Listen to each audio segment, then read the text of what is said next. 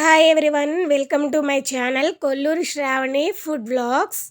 ఇది Friday vlog అండి. ఈరోజు చికెన్ ఫ్రై చేశాను.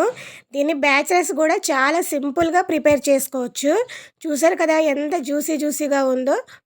ఇప్పుడు ప్రాసెస్లోకి వెళ్దామండి. చికెన్ని పసుపు ఉప్పు వేసి మ్యాగ్నేట్ చేసుకున్నాను. ఉల్లిపాయలు, టమోటాలు, కొత్తిమీర, పుదీనా, పచ్చిమిర్చి, కరివేపాకు కూడా కట్ చేసి పెట్టుకున్నాను. ఒక బాండి పెట్టుకోండి. దాంట్లో ఆయిల్ వేసి చెక్క, లవంగా, షాజీరా వేసి బాగా ఫ్రై చేయండి. పచ్చిమిర్చి, కరివేపాకు కూడా వేసి ఫ్రై చేయండి. ఇప్పుడు ఆనియన్ కూడా వేయండి. వేసి దాన్ని బాగా గోల్డెన్ కలర్లో వచ్చేలాగా ఫ్రై చేయండి. కొంచెం పసుపు వేసి ఫ్రై చేయండి. ఆనియన్స్ అంతా బాగా ఫ్రై అయినాయండి. ఇప్పుడు దీంట్లో కట్ చేసిన టమోటాలు వేసి బాగా మిక్స్ చేయండి. ఇవన్నీ బాగా ఫ్రై అయితేనే కర్రీకి మంచి టేస్ట్ వస్తుందండి. దీంట్లో ఇప్పుడు కరివేపాకు, కొత్తిమీర, పుదీనా కూడా వేసుకోండి.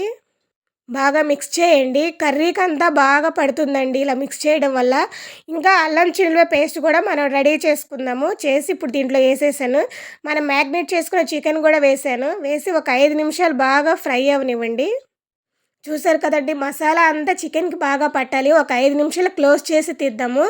బాగా మసాలా అంతా పట్టింది చికెన్. ఇంకా బాగా కొంచెం ఫ్రై అవ్వాలి. ఇప్పుడు క్లోజ్ చేయండి. చూసారు కదండి, మన చికెన్ అంతా బాగా ఫ్రై అయిపోయింది.